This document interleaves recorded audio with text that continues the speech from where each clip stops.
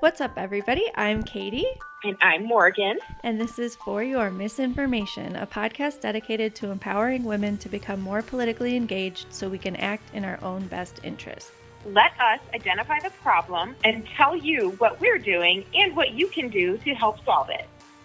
Hi, everybody. Today on the pod, we have a special guest who is my friend Steve, who is an expert in emergency preparedness and disaster response. Hi, Steve. How are you doing today? I'm good, Katie. It's good to be on your podcast. Oh, I'm so excited to have you as a guest. How are you feeling about everything that's going on with coronavirus? Things. I'm scared. I'm sad and scared. Yeah, it's. I mean, obviously the whole novel aspect of the virus.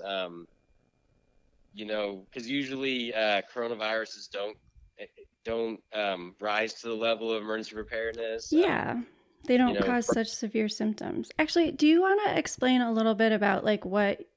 So you started in emergency preparedness after 9/11, right? I think that's probably a thing that a lot of people don't really realize is that emergency preparedness really ramped up in the United States after 9/11, right?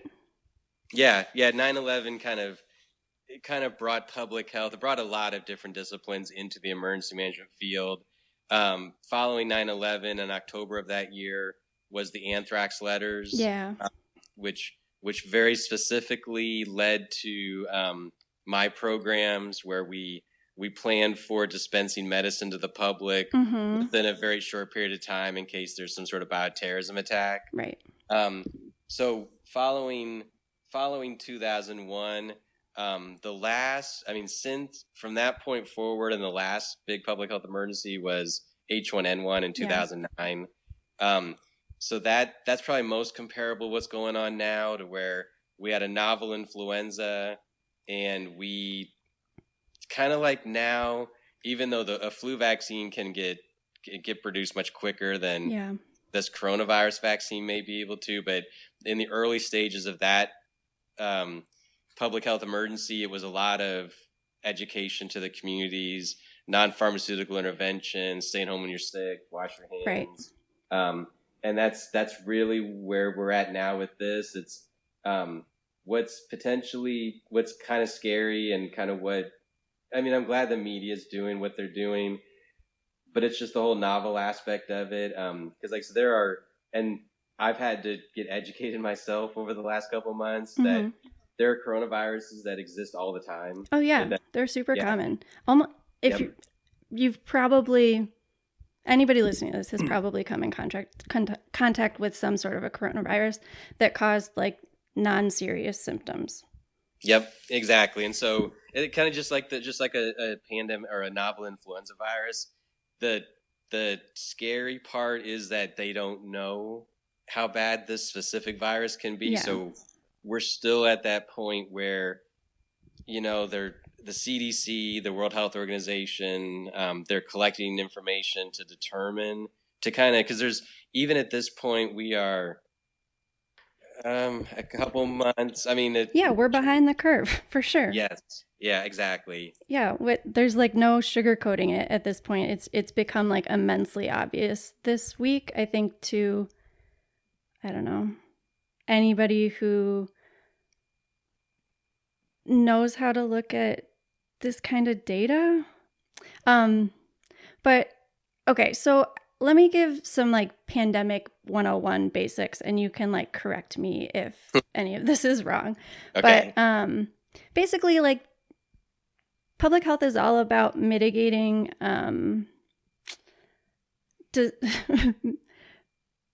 risk. We're trying to mitigate risk at this point. There's a lot of risk. There's a lot of bad things that are going to happen. We're trying to minimize it. Kind of like how there's always going to be another tornado. You just try and prepare as best as you can for how to respond to it. Right. So there was always going to be another pandemic sometime. We just hope to be as prepared as possible. So there is a game plan for when pandemics start. So there's 3 phases in a pandemic response, and the trick is to not get to the next phase. So phase number 1 is anticipation and early detection. So that's like your fire alarm, doing like a good job of letting you know if there's a small fire so you can put it out before it becomes a bigger problem. So that's like the goal. Then if it gets past that state, phase number 2 is containment, which is like at the core of epidemiology, this is tracking a disease. So you can do this contact tracing on a macro level, and you can see that like it probably started in Seattle in the United States and then spread from there. But you can also do it on a micro level, and that's when you find out someone has the disease, you quarantine them, and then you find every single person they've been in contact with, test them, and if any of them have it, you repeat that process all over again, right? Yes. Like that's exactly. Okay. Right. So contact tracing is really hard to do, and it's really tedious, but it fucking works. But you can only do it at like a certain scale. Right. And we are way past the amount of people that we could possibly contain. Like it's so you're no longer in containment territory if somebody pops up in a random community and they can't contact trace the origin, which is happening in Chicago and all over the United States.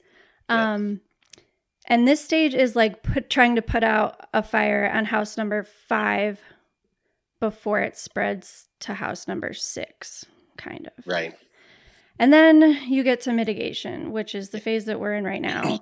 It's the worst phase. We like for the people who were out and about, like to put it bluntly, if you like went to dinner tonight or you went out for St. Patrick's Day, even if the bar wasn't crowded, you have almost assuredly been exposed to coronavirus, right? Like that's the point that we're at. Yes. So I like my heart breaks for all the like Instagram stories that I saw today of people like out at their like last supper and like at their St. Patrick's Day bar crawl. And like I spent my entire day like begging people to go home, and it's just it's hard and it hurts. And like so I just got off the phone with my aunt. So I live this like didn't used to be that relevant, but now it's super relevant. I live in a house with a severely immunocompromised person. My mom has terminal cancer. She's 100 pounds ish. She's very frail. And I love her very much, and I would like to spend as much time as possible with her. But if I get that disease, almost assuredly she will get that disease. And if she gets that disease, almost assuredly she will die. And it just feels like people, I know that they don't understand, but it just feels like people saying, I don't care if your mom dies. And we all have people like that in our lives. We all know vulnerable populations, but they're like, you can't tell when somebody has diabetes. Like, so I just, this fucking sucks.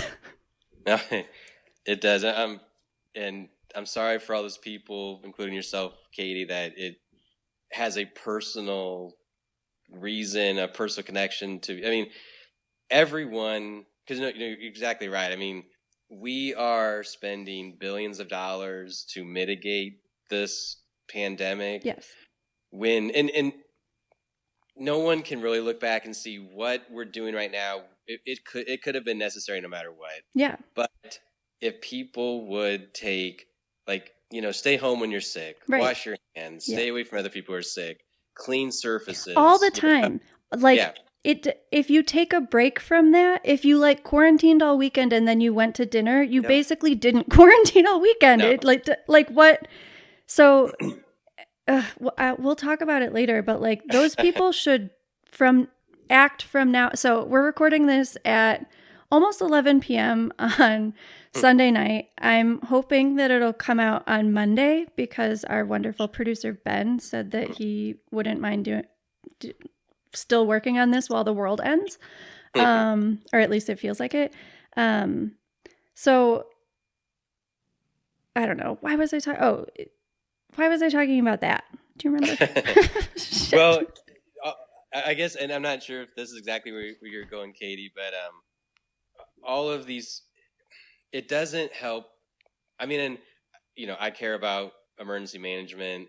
It doesn't help public health emergency management when healthy people are acting irresponsibly. Yes. And are putting people who don't have a choice in the matter, who are, Yes. because this immunocompromised senior citizens, they don't have to be the ones at that bar, but the 21-year-old, and not to be overly critical, but the 21-year-old who has an immune system who, if they get it, is going to fight it off. Yeah.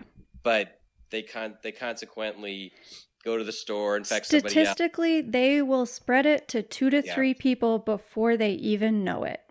Right. So that is why social isolation is so important right now. Yeah. Anybody who has been out and about for the past couple days should act as if they have the virus and are asymptomatic. That is the safest thing anybody can do right now.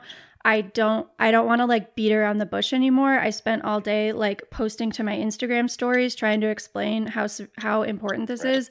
And like if in 2 weeks I look silly, that's fine, but that's that's not an option, right? We're in it's too late. Like it's going to suck. Everybody's going to know somebody affected by coronavirus. Yeah, no, you're right, Katie. Like we are at mitigation, which means that we're basically accepting that it's here, it's everywhere. Yes. And they're at the point now where they're doing sentinel surveillance just to try to see just how prevalent it is. Ooh, what's that? Because, how do they do that? They do mass testing. Oh, what? Now? Thanks. Now? Yes. It gets into territory that I'm not as familiar with, but because even the testing before, like that we should have had more test kits. Oh, we'll get to it. Don't worry. No, I'm positive we will. But there is criteria that has to be met. Yeah, right. At certain points in it, like when you're at what you referred to earlier, Katie, where it's contact tracing, you meet certain criteria to be tested. And at one point, it still probably is, but we're moving past it. The whole travel history and then symptoms and, if you knew somebody or if you're a healthcare worker. And so not everybody could get tested this whole time. But now we're getting to the point where it's, like you said, it's mitigation. So they want to know how prevalent is it out there. And so anyway, so there are sites doing that across the country. Okay, that's good. Testing because it's just here, it's everywhere. Yeah, the data, I've been following along on the interactive Johns Hopkins map, which has been awesome. But it is weird looking at that and being like, I wonder exactly how wrong those numbers are, because they're showing an increase, but there's no way they're showing the appropriate magnitude of increase. But so mitigation sucks, but it also makes our jobs kind of simple. There's nothing else we can do at this point because we're past phases 1 and 2. So at this point, if you don't have it yet, your goal is to not fucking get coronavirus. Right. If you might have been exposed and we should have started these measures probably 2 weeks ago. So everybody could probably assume they've maybe been exposed. We should all act like we have been and be as careful as if we might be transmitting this disease, because we might be. And you might think, I know we talked about this before, but I feel like I can't emphasize it enough. You might think you don't know a vulnerable person, but my mom is only one person away from getting it, so I don't know. But go ahead. Oh, I'm sorry, Katie. And this is, an opinion, because it's one of those things you can't go back and tell for certain. But, if the society as a whole, or at least the majority of people out there capable of doing this, if they would have observed those non-pharmaceutical interventions, social distancing and hand washing and all that, if people did that, or they could be trusted to do it, these more strict measures probably wouldn't have had to have been taken. You wouldn't have to close schools or restaurants and bars.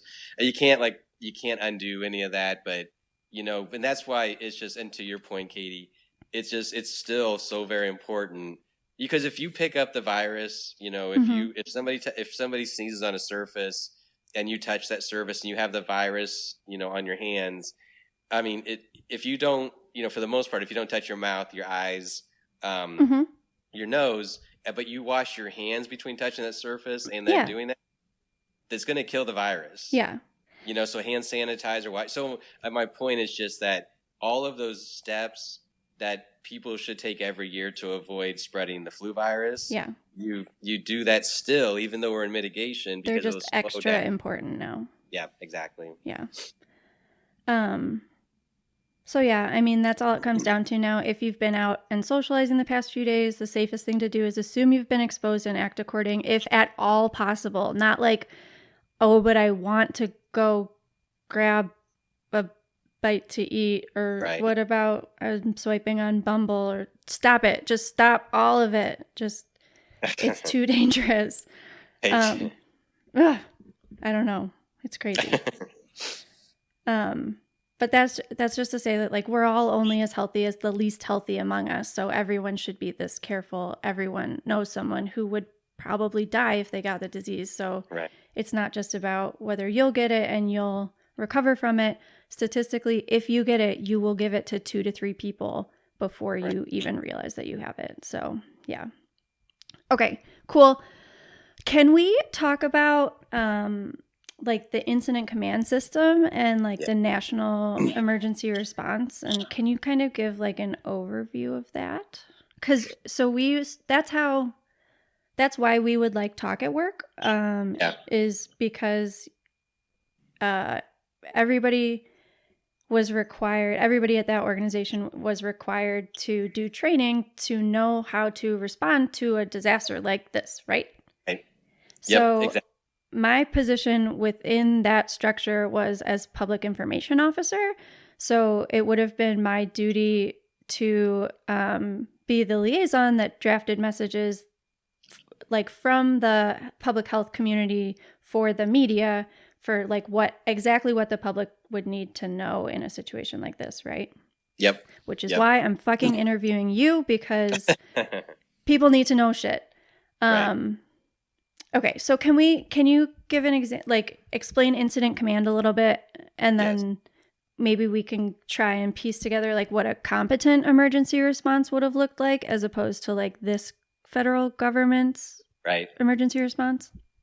Well, incident command is part of, and not to get too far into the weeds, but there's the National Incident Management System, which is it's a system the federal government uses and all these different agencies use to coordinate an effective response. So what the incident management system does is that it basically says on a day-to-day basis, you can have a fire service, you can have somebody from the fire service, a law enforcement, public health, emergency management, all can do their own thing. Yeah.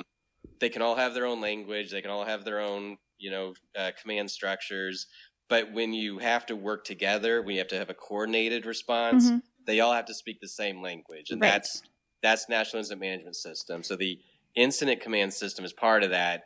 And as you said, Katie, it sets up all these different roles that have very specific responsibilities. Public information officer. And people go through hours and hours of training to prepare for that. And I still would have been very nervous to because I understood the importance of messaging in a situation in a situation like this. Okay, so go on. Sorry. So you have public information deals with the media, liaison officers deals with other community partners involved with the response, planning section. So planning section, that person collects information to set objectives for certain operational periods. So basically, without going to all the different roles, everyone is trained, as you said, Katie, they're trained ahead of time. You don't just pick up somebody and say, hey, you are PI, you're public information, you're planning. They're trained ahead of time so that when this big event occurs and you implement it, because the incident command is not in effect at all times. Yeah. It's if an emergency gets big enough, you implement it and you put these people in these positions so that they each have their responsibilities related to their assigned roles, so that as you are because you need all these different pieces, because you need effective communication in the media. Yeah, people need to have their shit together.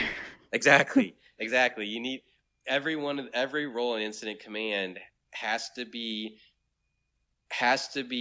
filled by a trained, competent person. Mm-hmm. And if it is, I mean, no response is going to be perfect. You still have a tornado, you still have your earthquake, you still have COVID-19, mm-hmm. but it will be much better than if you just try to throw it together at the last minute. Yes. So there are, I think, well, at least at our organization, there were like duplicates of each major role, so that if there was like a 24-hour response, like the other PIO would have been 12 hours on, and then I would have been 12 hours on. And that means, so this system is very hierarchical, like you said, like you report to the person above you, and the person the person in charge of everything is called the incident commander. And just within our organization, between the two incident commanders, I would have felt much better if my shift was with one over the other, because of just like temperament and judgment and just like, so right now, our country's incident commander is Donald Trump. Right. So that is like what I think a lot of like my friends and family who don't have this public health background don't understand, is that like we could have tried containment. Like if people had like listened to science-based, evidence-based policies, we could have tried containment, and then this wouldn't be what's going on. Like as soon as there was community spread anywhere in the world, I knew it was going to end up here eventually. Right. I just assumed that people had their shit together and were like, okay, well, we need a shit ton of testing now, so that when people are coming here from a place where there is already coronavirus, we can contain them so that they don't give it to anybody else. We can do contact tracing. We didn't even fucking try. Like we weren't ready. But like we could have gotten ready. So like it's just that's why I am sad and scared, but I'm so angry, because it's so many people are going to die and suffer because this administration is incompetent. Right. Depressing. And that's just,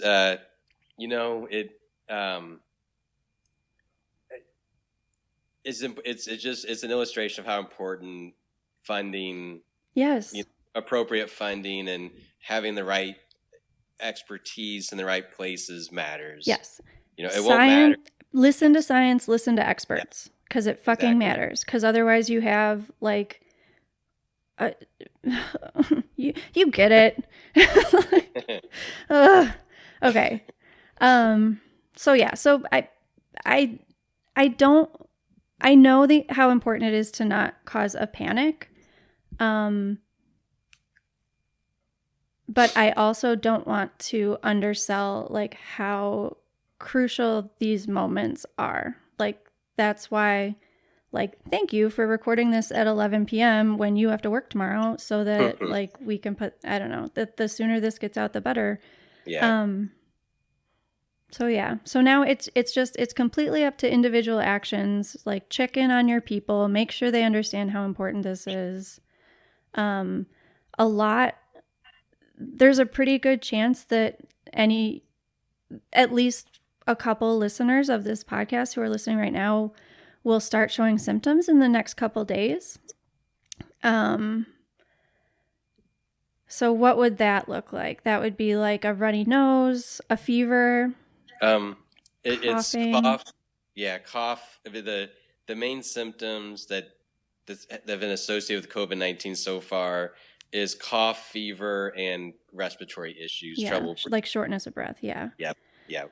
Okay, so if a person starts showing symptoms, what would their next steps be? So one very key message we're trying to get to people is we have to protect our emergency rooms, our urgent centers. So call your healthcare provider. They can help you. They'll help you decide.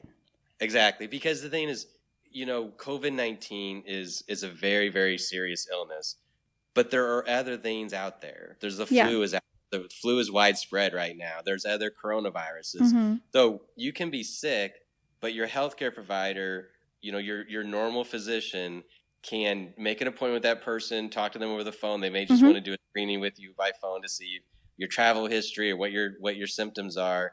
And travel history doesn't even matter anymore. Not really. Sorry. No, I'm sorry, Katie. That's still in my head to where it mattered up until about a week ago. Yeah.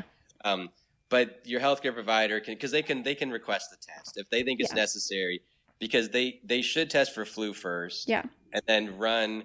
There are a series of other tests to rule out, because they want to rule out things that if it's flu, they're just going to treat you for flu. But anyways, your health, don't go to the ER. Yeah, stay put. If you have it, you already have it. Don't leave. Yes. If you leave, you're risking spreading it to other people. It's probably going to suck. This, it doesn't feel good even for young people. It's not like a bad flu. I'm sorry that has been spreading around. It's probably not going to be a good time. But it's also probably not going to be life-threatening. So the best thing that you can do is recover in your own home. But also know that a non-zero number of young people do need to be hospitalized from this. Yeah. So also don't be like, well, I'll just get over this in my own home. Communicate with your medical provider. If you don't have a primary care physician, probably go to your local health department. Yeah. So if you're listening to this and you're like, I don't have a doctor, call your local health department wants to help. They track disease. They want to be doing this. Yeah. Call them. And they will tell you what you need to do. But hope for the best, but expect the worst. Don't be surprised if you start showing symptoms soon. And then realize that also, whatever risks you put yourself at during this time, you are also putting all of the people that you live with at. It would be really, really hard to not share an illness within a household. But it is possible. If you get it and your roommates don't have it or your family members don't have it, you should self-isolate as much as possible in your room. Yeah. But yeah, try, in the spirit of public health, just try to not get there, try to prevent it instead of getting to that point. I just wanted to say real quick, Katie, you don't avoid ERs either. It's follow the exact same protocol you would use under any other circumstance. If your symptoms are bad enough, go to the ER. Yeah. If you think you need to go to the ER, go to the ER. Sorry. No, that's okay. That's a good point. Yeah. We've been use discretion. Yeah, exactly. We've been telling people don't go to the ER if it's not necessary. Yeah. Don't go to the ER just because you want to get tested. Right. Yes. But go there if you need to. Yeah. Okay. That's a good point. Is there anything else that you that you haven't gotten to mention that you wanted to mention for your first time on the pod? Yes, there absolutely is. Well, at least one thing that has bothered me since the beginning. Well, not the beginning, but the last 3 weeks. Mm-hmm.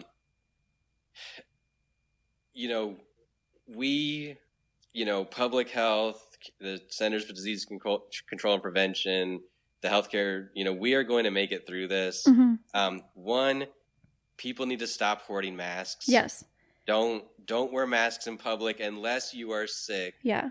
And to avoid the spread. Exactly. Yeah.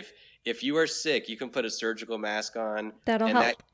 And it keeps you from, if you cough, mm-hmm. then the droplets aren't going to get you're less likely to affect somebody else. But a surgical mask doesn't protect you. An N95 respirator. So right. I know your listeners may or may not know the difference, but they can look it up. Yeah. An N95 versus a surgical mask. But it's not, there's still a very low risk of transmission. That might be changing within the next week as far as the CDC message. Yeah. My ultimate point is that what's bonkers to me is that at this point, I look at the CDC message and I'm like, oh, that's not good enough. Right. everybody should be following the precautions of people who are like immunocompromised, basically, is like what the CDC should be recommending. Like the CDC should have recommended 2 weeks ago that all the schools close and all the restaurants close, in my opinion, like if they wanted to keep the hospitals from getting overrun in a couple weeks. But yeah, so it's just crazy because like I feel like we should be able to say like, well, what is the like refer people to the CDC? And it's like, well, refer people to the CDC, but understand that like that's not even cautious enough. It's just a weird time to be alive. It is. It is, and I mean that. And I'm not. I obviously not at the CDC. I have to have faith and confidence that they're doing all that they can and providing guidance. And just to finish the point about the masks. Sorry. No, it's okay. They're needed by those who are at highest risk. Healthcare providers, our first responders, people who are caring for somebody with COVID-19. So people going to Amazon. I'm sorry. You kind of broke up a little bit there. Can you start? Oh, I heard you say people who are like have COVID-19 or something like that. Yeah. Sorry. The masks that are available, they should be reserved for the people at highest risk for acquiring it. So our healthcare providers, first responders, people taking care of people with COVID-19 need those resources, not the general public at this point. Right. Yeah. And I don't know what people are doing with all the toilet paper, but I know. And all like, if you have 85 bottles of hand sanitizer and your neighbors have no bottles of hand sanitizer, you're fucked.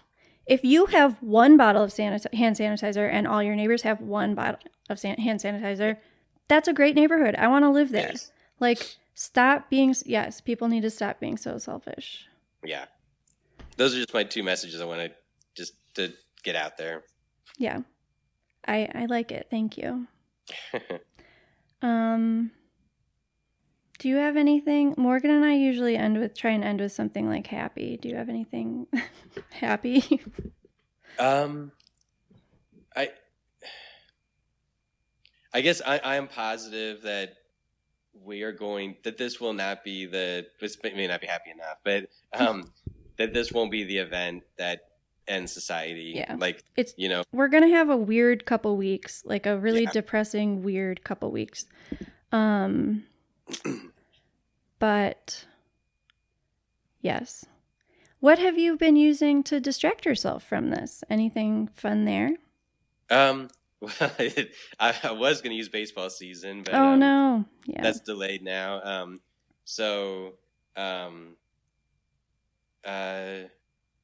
No, just working a lot. No, you have to do something for yourself. You have to think of something.